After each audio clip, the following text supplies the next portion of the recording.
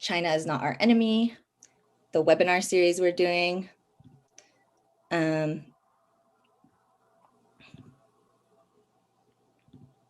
right, so this is part of, like I said, the China is Not Our Enemy campaign at Code Pink.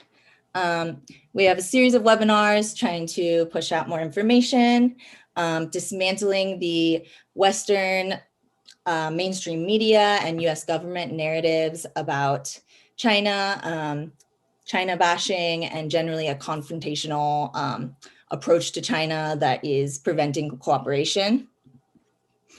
This webinar is called A Transnational Perspective from Dr. Zhun Xu, and we're honored to have Dr. Xu here today with us.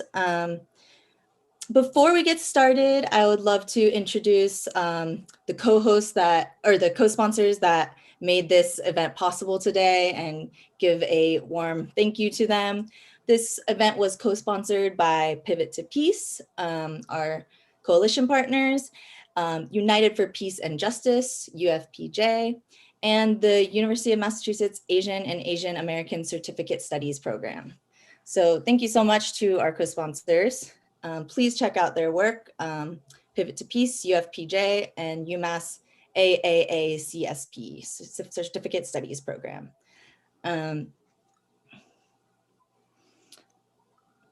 Now, I'm going to introduce Dr. Zhun Xu, who is an associate professor of economics at John Jay College of Criminal Justice, CUNY, as well as Howard University. Previously, Dr. Xu has taught at People's University in Beijing. His main research interests include political economy of development, Chinese economy, economic history, and he is also on the editorial boards of Science and Society and the Journal of Labor and Society. His recent book, From Commune to Capitalism, How China's Peasants Lost Collective Farming and Gained Urban Poverty, was published by Monthly Review Press. Thank you so much for being here today. Thank you so much, Madison, and thanks for the invitation from Code Pink and all the work that you guys have been doing for such a long time. Thank you.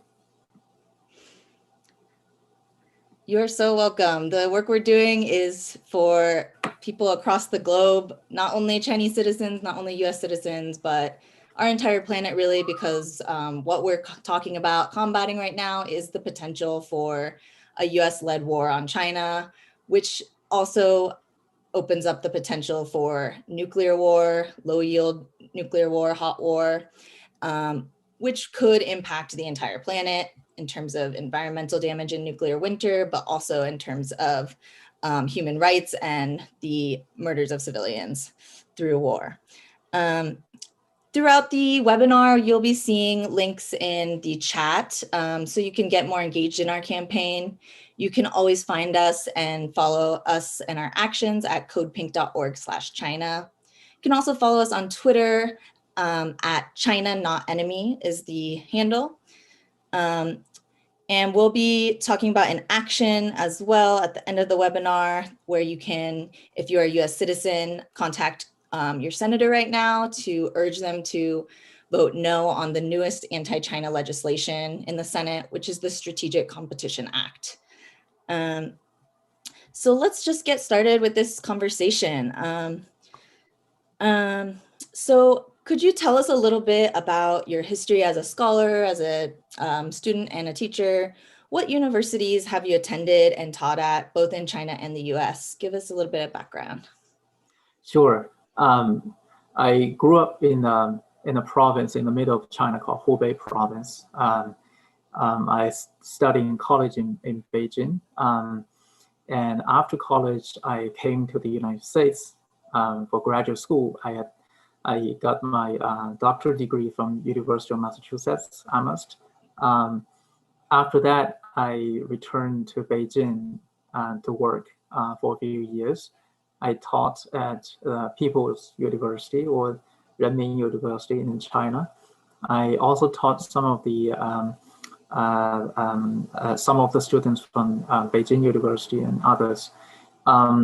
And after a few years, I found another position at Harvard University in DC. That's where I've been teaching for a number of years. And recently I joined the econ department at John Jay in New York City. So it's been from one bubble to another bubble, basically. That's great. Congratulations. And you've talked about how one of the biggest material differences in attending school as a student between China and the US is, of course, the cost, right? I think you said it was difference in 5,000 won a year to $770 a year for tuition, as well as free dorm, cafeteria, etc. So Right. you didn't have to incur as much debt in China. Indeed. For those students who actually attended college, I think prior to 1998 or even earlier, going to college is not just a way of getting education. It was also you're part of the workforce, so you get paid to go to college, and later on you don't actually get paid. But even by the time that I went to college, it was considered to be relatively affordable. So the tuition, the annual pay tuition in Beijing University, which I went to, was around 5,000 Chinese yuan, RMB. That's about $700 US. And it's a pretty regular price for across the nation. So you don't really see much differences among the public institutions. So there are private for-profit colleges. Those are generally much less respected, and they charge a much higher price. But you would pay another $200 per year for the dorm, and the food price in the cafeteria at school are highly subsidized. So you really don't pay much. So it's compared to what the students have to pay in this country, it's students don't face that much difficulty in China. Yeah, that's amazing. That's really what we should have across the globe as much as possible, because the student debt that's been incurred for mine and recent generations in the US has been very debilitating for many folks, to the extent that they can't even go to graduate school, or they have to change their life decisions as a result. I know many folks have advocated for getting rid of student debt and student loans in the US, and how much that could change our debt-based economy in the US. I want to also ask, so before you came to the US, did you have any expectations about how that would go? And then what did you actually experience when you got here first? Sure. I grew up in more like a working class family. I didn't have much experiences, let's say, traveling, not even in China. So I didn't know much about the United States. On the one hand, I know it's the very advanced society, a very advanced economy. On the other hand, it's a distant continent, and I didn't know what I would actually see. So I still remember many years ago when we decided to, let's say, among the students, we decided to came to this country to study. A frequent topic is that what things we should bring from China to the United States? Would we be able to find, let's say, a rice cooker in the U.S. so we can still make rice? Do American people, all eat, let's say, some bread, some typical, let's say, fast food every day? And a lot of those expectations are definitely were not true. I mean, when I arrived in the United States, I felt like very welcomed. It's at least in the small town that I went to in Western Massachusetts, It was a very nice place. The residents there are very kind, very generous with foreigners, with foreign students. So I felt immediately at ease when I actually came to this country.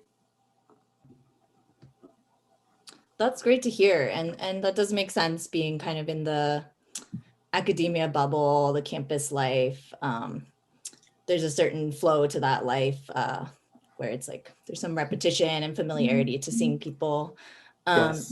You did mention that there was like one particular incident where you felt like it kind of opened your eyes to the types of potential like profiling or racism that are unfortunately common in the United States. Would you be able to talk about that a little? Yes. So I learned about racism in all kinds of literature from the books. At the time, most of the time I stay in a small town in Massachusetts. I interacted with my fellow workers, my professors. Those are in general very progressive or radical, and I don't even see a single trace of racism from them. So I didn't know much. There's a few cases. Let's say I with my friends, we went to Boston one time, and in the airport we were stopped by police. I think someone working the airport, that he said, so what are you doing here? We said, we're just dropping off our friends. Did we park in a different, at the wrong location? And the police basically didn't answer that question, but instead he asked us, so where are you from? I said, originally we were all from China, but we study in different places in the U.S. Then this police then very seriously asked us, so are you guys military related? It was so totally, I didn't even know where that came from. So we chuckled. We thought this guy was joking with us. Then the police was definitely very offended, saying, why are you laughing? This is a very serious matter. And, this is, so he picked one of us who was, I guess, he didn't, was laughing. So you should come out. And he interrogated our friend for quite a long time.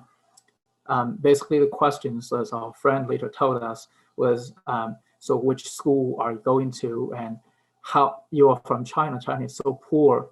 How can you afford the tuition that you are paying now, since you are in this particular school? And we felt the questions were ridiculous, but it was also a terrifying experience, because he seems to have the authority of interrogating us or detaining us if possible. So we thought, let's get out of here when possible. Later, after we get out of the airport, then we reported to the airport. We complained that we think this is a racist attack. And we mentioned what this officer looked like and where we were. In a few months, I think the airport got back to me saying that we checked very carefully our records, and we didn't find such a person on that day that was working in the airport. So what can we do? But throughout my graduate school years, I didn't have much experiences dealing with racism, but this was definitely one of the cases where I say, oh, okay. So, outside the academic bubble, there's all sorts of things going on. And it's gave me a sense of what racism could look like. Thank you for sharing. I'm so sorry that you experienced that, you and your friends. And it seems pretty pointedly ridiculous that they wouldn't even acknowledge that a fairly like common looking security guard officer was working that day. Just complete like deflection and avoidance of accountability. And right now we are going to be probably seeing an uptick in a kind of suspicion, targeting, and repression of international Chinese students, as well as other East Asian American citizens who folks do not differentiate between Chinese international students, especially STEM students. And this is definitely related to the Strategic Competition Act, which is in the Senate right now, in which there's concerns related to acquisitions of foreign persons, acquiring critical technology, foreign influence in academia, et cetera, et cetera.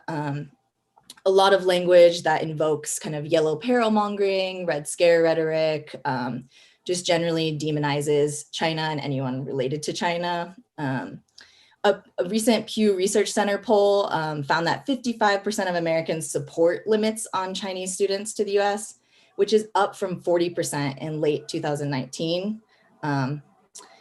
So yeah, can you speak a little to your understanding of how this academic suspicion and discrimination, like I know that you're not a STEM student, so there's some aspects that you're not as targeted for and you're able to kind of be in your own field.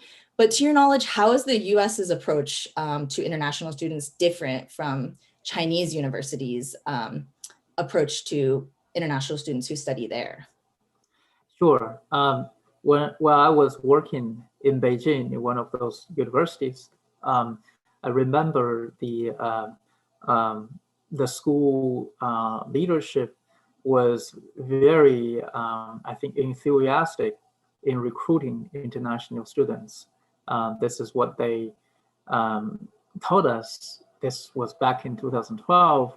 The vice president of my school back then said, by 2020, we're gonna make sure 20% of our people on campus are foreigners. So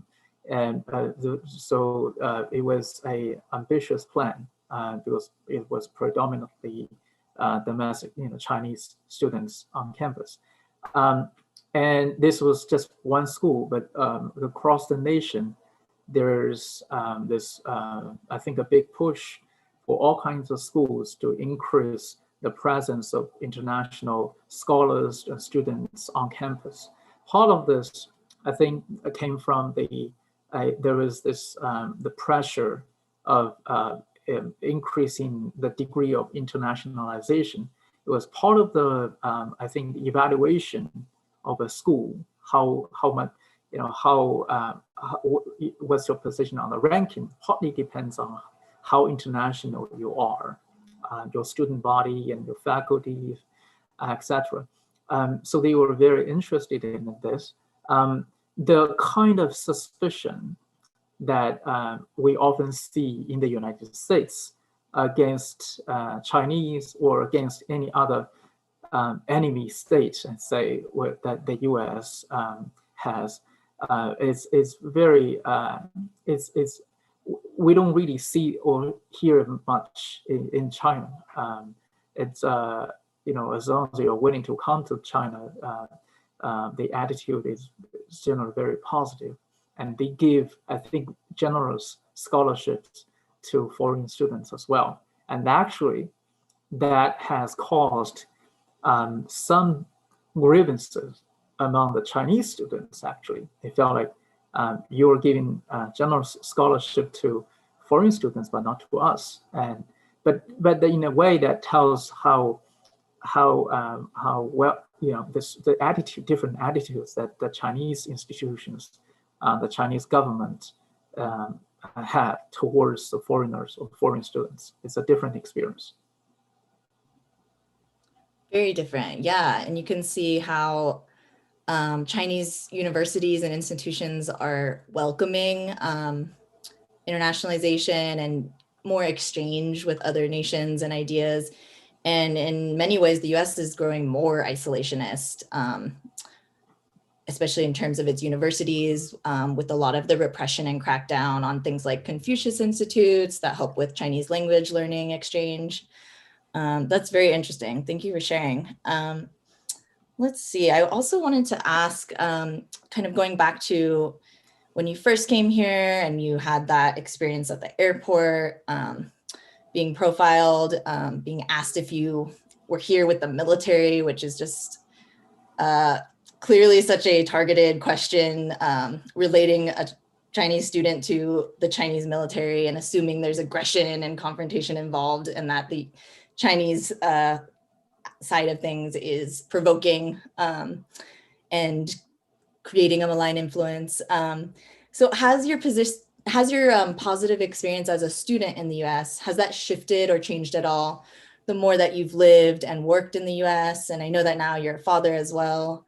And also, if you could add to that, in contrast to the ways in which you've learned to identify forms of racism that you experience, because you've spoken about how you had to like kind of learn to notice in the moment these like microaggressions and bigger aggressions, and how if you don't grow up with a lot of heterogeneity, like it can be hard to notice it right away and respond to it. So where have you witnessed or experienced forms of racial solidarity in the US? So a couple questions there. How has it changed as you've worked, and where have you seen solidarity? Yeah, definitely. So as I mentioned, the experience when I was a graduate student in a small town in Massachusetts was mostly positive. I didn't really, on the other hand, I didn't really interact much with the American society. The one that I talked to, I worked with, are already very politically conscious, very progressive people already. By the time that I started working in the US, in DC area, and then now in New York, I was also still in a bubble, as I mentioned. But now I'm also a father. I have a small child. And by that, I had an opportunity of experiencing what the bigger circle of life. I have to send kids to all kinds of daycare institutions. I need to talk to different kinds of people, doctors, teachers, and I talk to other parents from different backgrounds.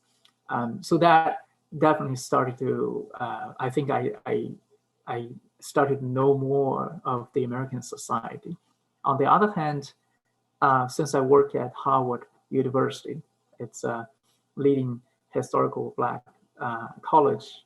And so in the HBCU, I have wonderful colleagues and students, and I learn greatly from them. And one thing they share with me over the years was what their experience was growing up in the United States, or if they didn't grow up in the United States, what's their experience living in the United States as a Black person. And those stories, those experiences, I think helped me tremendously, in understanding what racism means in the U.S. and how to tell racism. Because as I mentioned earlier, I mean, in China, I mean, as someone growing up in China, the concept of racism is pretty abstract. There's not much experience with that.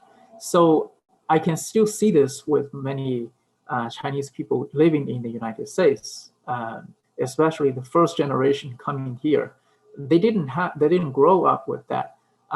So the way they perceive all those kinds of the conversations or the actions can be different from how, let's say, Chinese Americans or second or third generation, how they perceive those conversations and actions.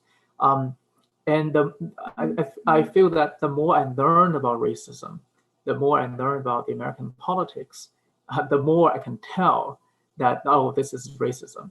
And previously, I may have thought, this is strange, or maybe this guy is confused. But now I can see, okay, I know where this comes from. this is, I mean, I can tell the origin of this from 100 years ago. So so I definitely, the understanding, the consciousness of regarding racism needs some learning. It's a learning experience for me. As I learn more, as I get to know the American society a bit more, I start to see racism more and more often.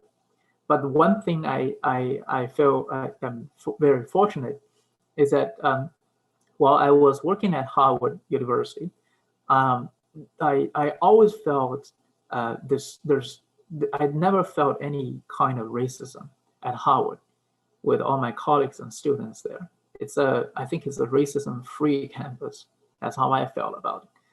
It's different from let's say the whiter part of the city of Washington D.C. Or surrounding Virginia or Maryland. And so it's definitely a very positive experience for me. I learned a lot from those people. The kind of solidarity that I've experienced with this the colleagues and students at Harvard is also, I think it's also great. One of the things that several colleagues, including me, we organized this conference on Africa, the West and China's role in African development. And there is when some people mention, let's say, China as a new colonial or imperialist force in Africa. One of my students and some of my colleagues at Harvard, they actually,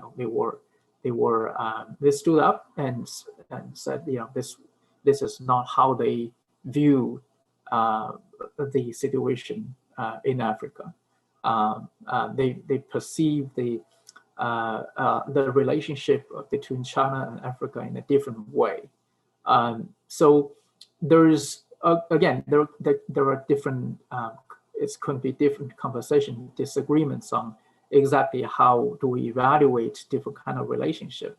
But they were careful. I think they were very careful in not falling into the trap, the kind of narrative that the U.S. government was trying to promote, that China is, I guess, the worst, I guess, even a colonizing force in Africa, and it's something that African people should just simply, fight against.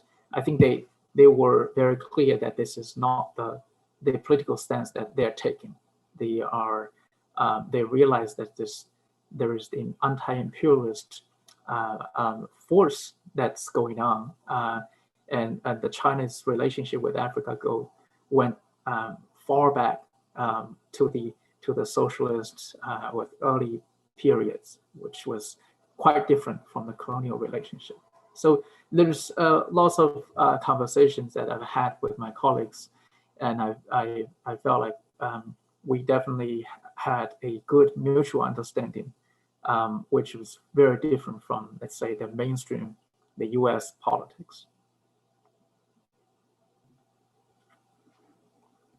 Thank you. That's amazing to hear. And hearing that the one place you didn't feel racism was in HBCU, to me, that makes perfect sense. And I'm just glad that you had that experience and were able to work there and kind of see this solidarity between histories of oppression from the American context in real time. And it makes sense to me that it would take a bit of time to understand racism in the context of the colorist structure of the United States, having to experience it firsthand, kind of versus the theorizing of critical race theory. And I think even diasporic Chinese Americans, second, third, and later generations, they might grow up hearing about that, hearing about racism and be on their guard for it. But even in context of anti-Asian racism and xenophobia for those generations, sometimes it even takes time in those contexts to kind of not gaslight yourself, not downplay or minimize microaggressions that have kind of connotations around stereotypes that a lot of other minorities or white people might not notice or might not connect to the deeper stereotypes around things like yellow peril. And it's great to hear about that conference because yes, we do have this pervasive myth right now, especially in the West, that China is this neo-colonial force. It's a term being used a lot, especially in Africa. So it's amazing that there's a space where there's pushback and there's a space for complexity of dialogue rather than just like extreme statements that are shutting down a conversation around nuance and complexity. Because as you stated, there's a lot of positive infrastructure development that China is helping with in Africa right now at very low cost loans. Thank you so much. Yeah. So I also want to talk about a couple of things happening in China right now and the ways that you have researched that yourself, as well as some of the connections you have, because I know you still have many connections and may return to China. So right now, we've been hearing a lot of information about Xinjiang, China, and allegations of human rights abuses, primarily by the singular source, Adrian Zenz, about accusations of genocide, forced sterilization, forced labor, pretty extreme accusations that even the UN cannot corroborate. So we're hearing that in the West from the US State Department, from politicians, from mainstream media in really just the past 3 years. If you look before the past 3 years, before the Zenz report, I don't think the average Westerner even knew where that city was or what region of China it was in. And I also want to note that the study by Adrian Zenz is funded by the Jamestown Foundation, a Washington, D.C. based conservative defense policy think tank. So he is funded by the US as he's doing this research. So you yourself have mentioned, Dr. Xu, how you have friends who live and work in Xinjiang and you've done your own analysis to an extent on the conditions there. What is your stance on all of this information that is coming out about Xinjiang right now from the Western Zen's perspective? Right, I agree totally with your evaluation of the situation. That all the conversation, all the reports on Xinjiang only became something that everybody knows in the last 2 or 3 years. Before that was a topic only for a small group of people. There's definitely some exile groups that have been lobbying in Washington, D.C. for years. They got funded, obviously, by the U.S. government and all kinds of donors. And they have been repeating the story for a long time. Didn't get much audience. But since a few years ago, the U.S. mainstream media and the State Department started to endorse the kind of narrative, the kind of story, then it started to became a more or less a mainstream understanding of what's going on in Xinjiang, which in my mind is very far from what has actually been actually happened in Xinjiang. It's I think that when you repeat the same kind of things 100 times, 1,000 times in New York Times, it becomes difficult for people to say no, because then you run the risk of being a genocide denier, and that is a pretty serious charge. I think that without getting more information, many people that I respect, they rather choose to be silent on this, because there's very limited information that we know that in the West about Xinjiang, and many of those were produced by people like Adrian Zenz and his associates.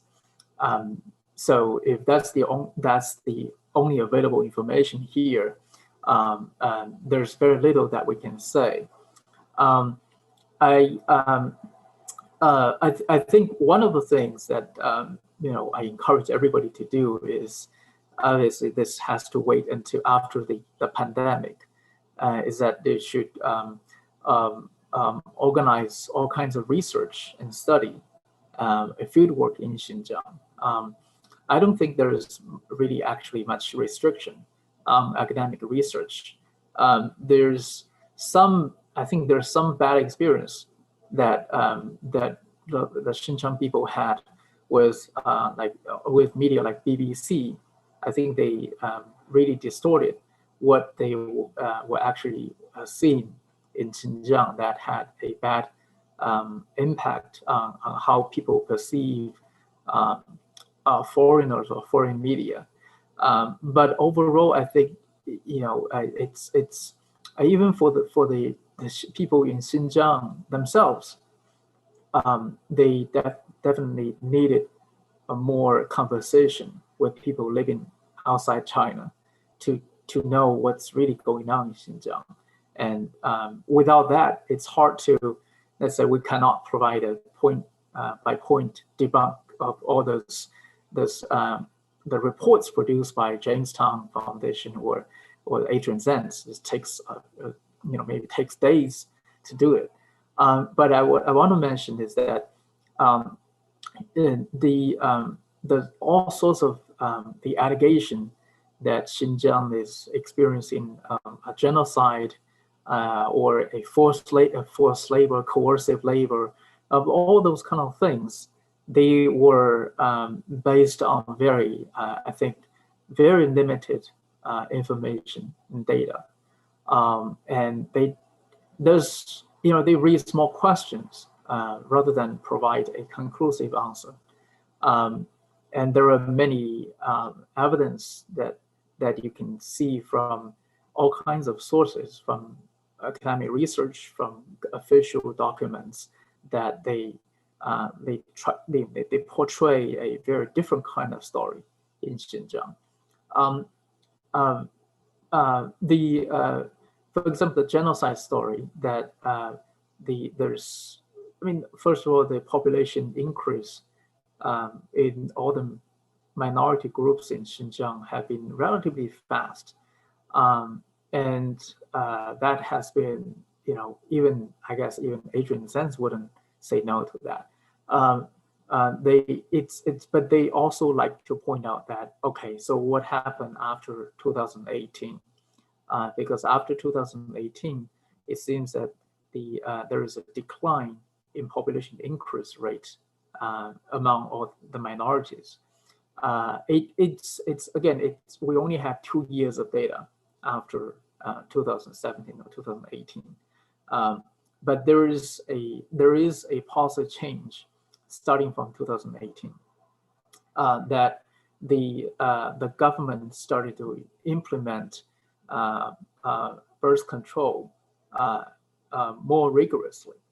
For example, when China started to implement a very strict version of birth control, starting from the early 1980s, it was meant to be nationwide because there was a fear, I think it's a Malthusian fear, that China would just have too many people and it would be a burden to China and also the world. I think it's the wrong understanding.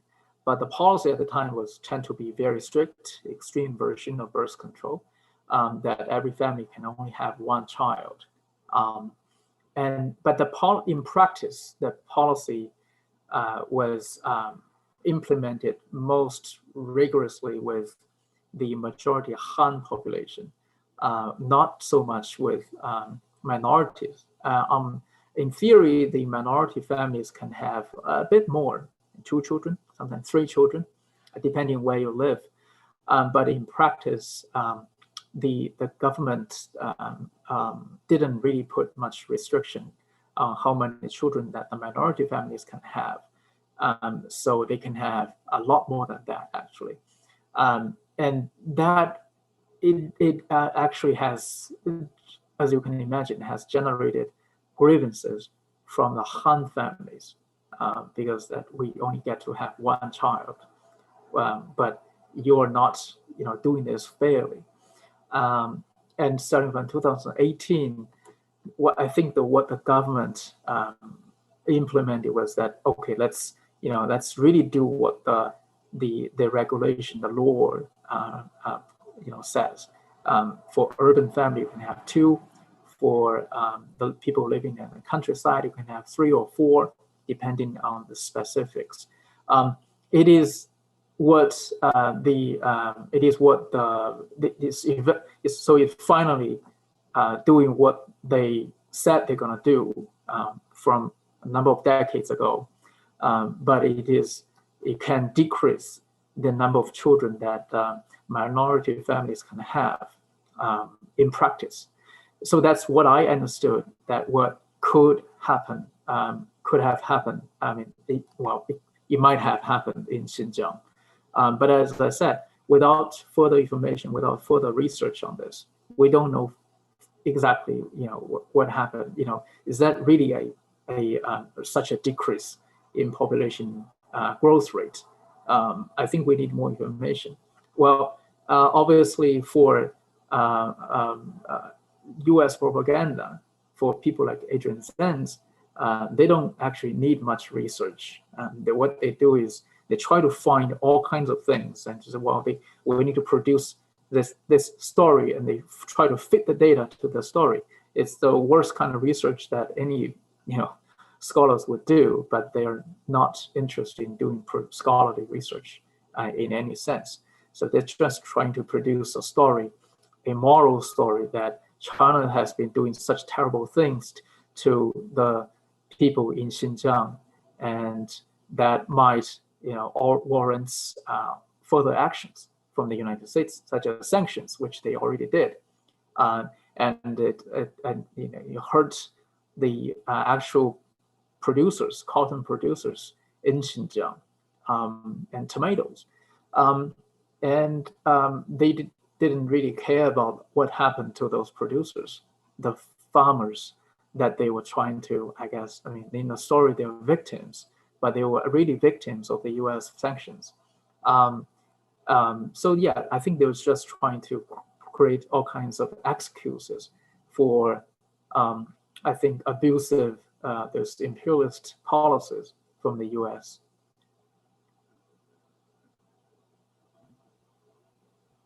Thank you. Yeah, it is ironic that concerned citizens in the U.S. claim to want to be advocating for human rights and advocating on the behalf of Uyghur ethnic Muslims in Xinjiang, but these sanctions, as well as like boycotts, companies like H&M and Zara, they're getting a lot of their cotton materials from Xinjiang.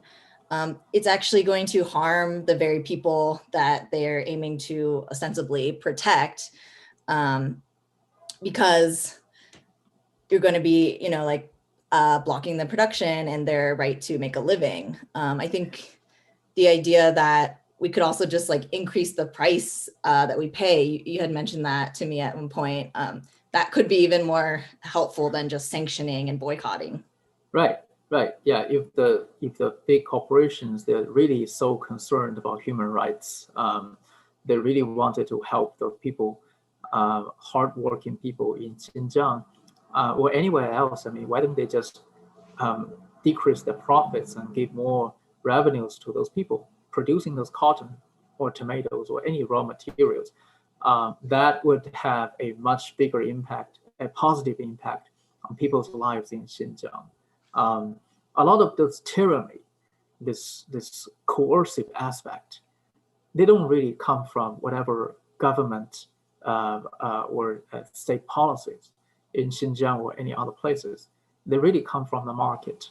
It's the tyranny of market, the tyranny of capital that has been dictating people to move out of their hometown to work for a long time in a factory, in a field.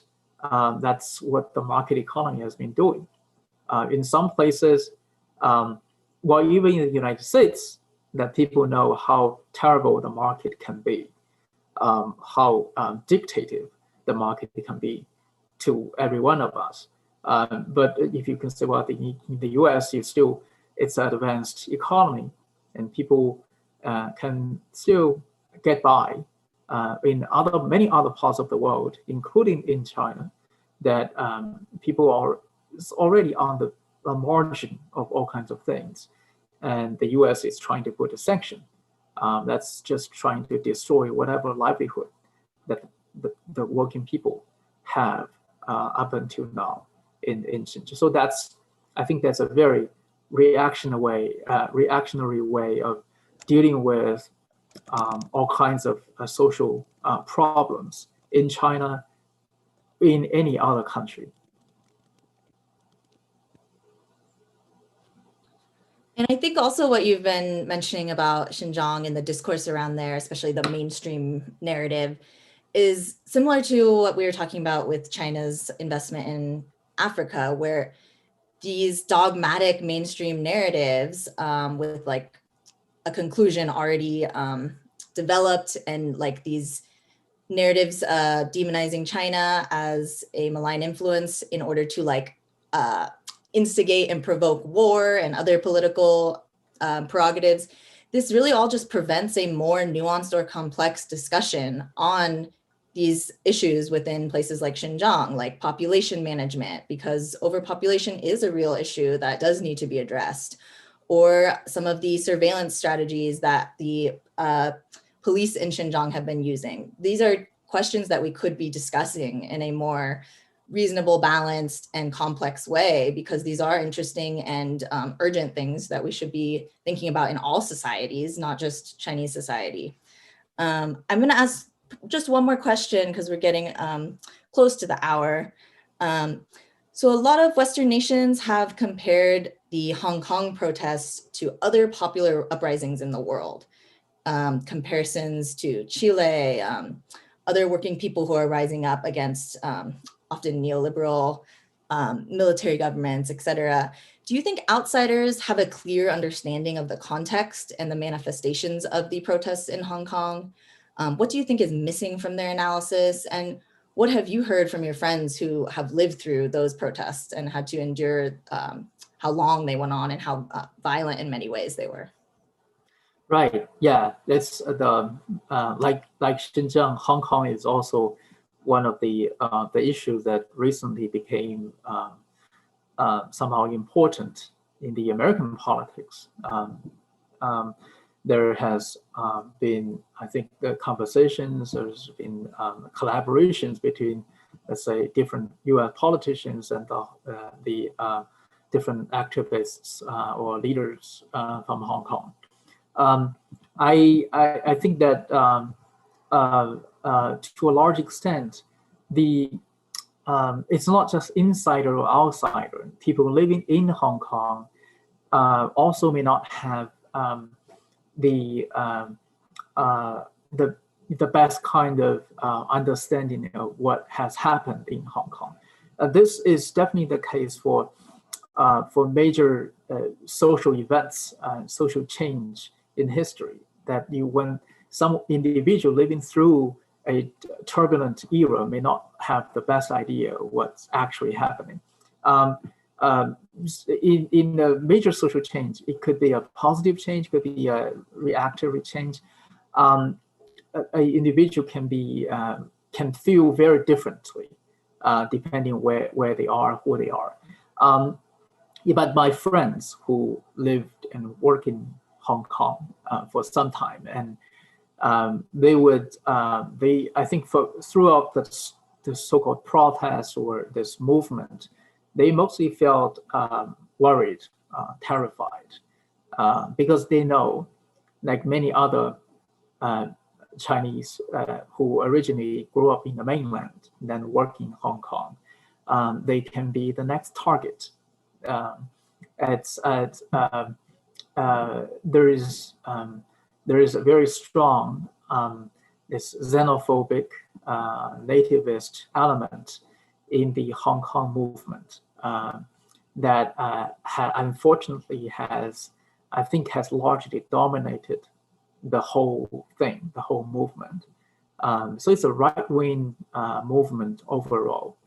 And they, even before this whole thing became something that some U.S. politicians like to talk about, they already became some kind of nightmare for mainlanders in Hong Kong. There are cases that they, this local, let's say, activist groups or local militias, and they would chase ordinary workers, the sex workers, traders, little petty traders who came from the mainland. And it was definitely, this kind of sentiment was definitely not a very progressive one. And in the U.S., obviously, there are several layers on this issue. The one layer that the U.S. politicians like to look at, okay, this might create this and another disruption in China.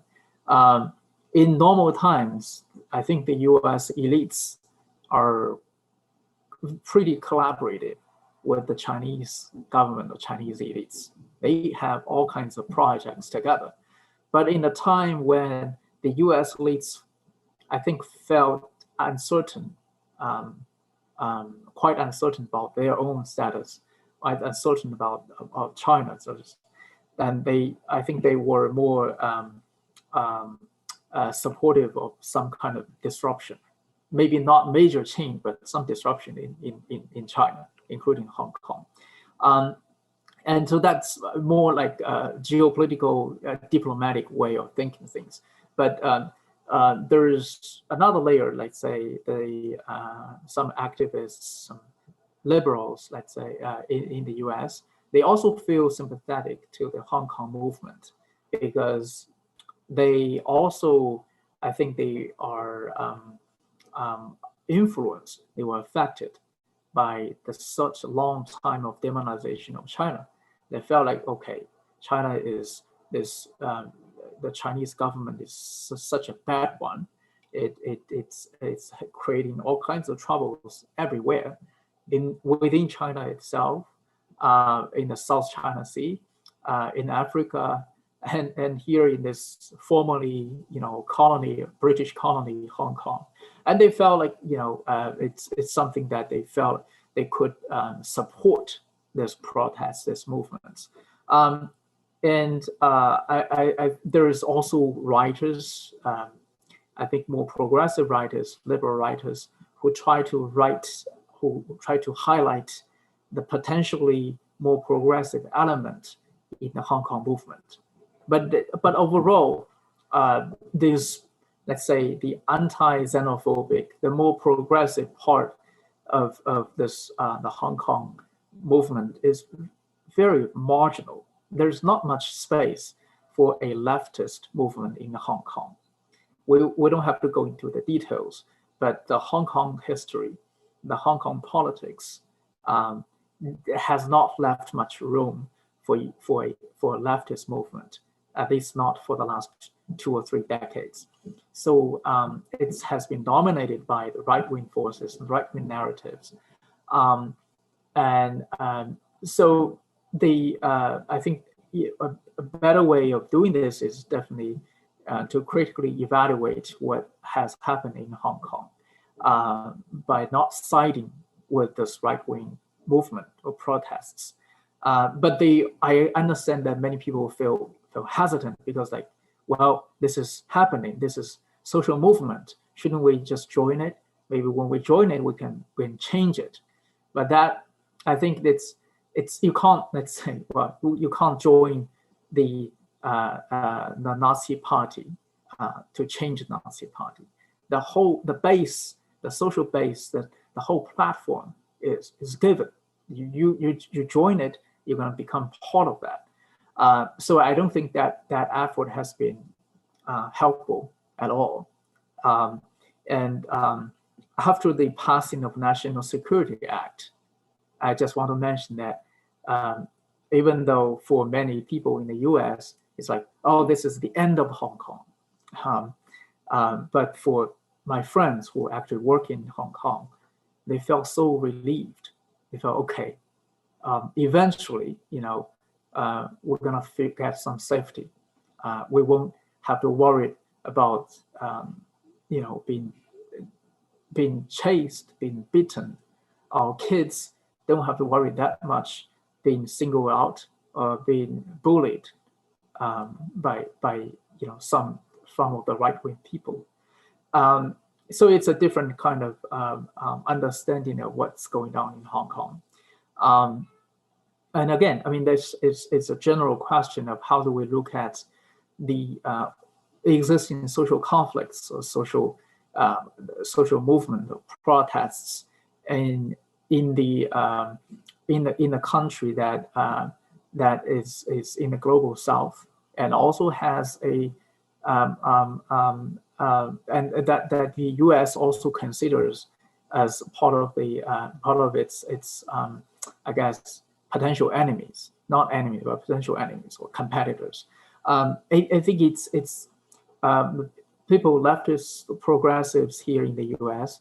I think the thing that we can do is that we can read more, we can do more research about China, and definitely read more than New York Times or Washington Post or any of those mainstream news media in the U.S. They can be excellent news sources regarding domestic politics, but on international politics, they do tend to side with very imperialist tendencies.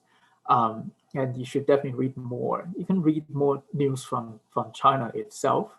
That is, it's different. I mean, has a different style from the U.S. news, but it's good for information purposes.